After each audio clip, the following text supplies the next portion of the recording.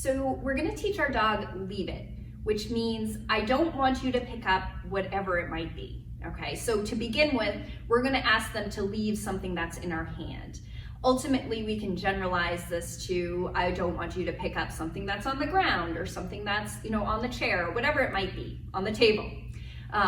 So to start, what we're gonna do is we're gonna have 2 treats in our hands, and we're gonna start with our hands behind our back. Now, the idea here is we want to create a situation that is frustration-free for our dogs, no conflict. So I don't want my dog to actually try to get this item out of my hand. I want it to be far enough away where they don't try, okay? So for example, if I had Jane in front of me, I would probably have the treat that I don't want her to get up at shoulder height.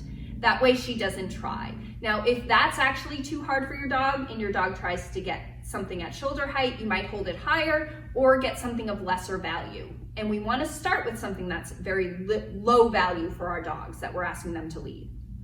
So the way this is going to work is I'm going to present the item that I don't want my dog to get, and then I'm going to say, leave it. Then I'm going to take a treat in my other hand, put it in front of my dog's nose, and toss it away from the item I don't want her to get. What eventually happens is I tell my dog, leave it, and they'll either look at me or they'll look away from this item that I don't want them to get because I keep luring them away continuously every time they hear that word. So let me show you how this looks. Jane. So I have my dog in front of me. I'm going to start with 2 treats in my hand behind my back. I'm going to put one at shoulder height, leave it, put the other one at her nose, and toss it away. So I'm simply showing her with a cookie lure to move away from the item I want her to leave. Leave it. Leave it. Once I've done that a few times, I'm then gonna switch hands because I don't want her to think that it's only from my right hand that I ever want her to leave something. So she's in front of me. I'm gonna say, leave it, and then lure her away the opposite direction.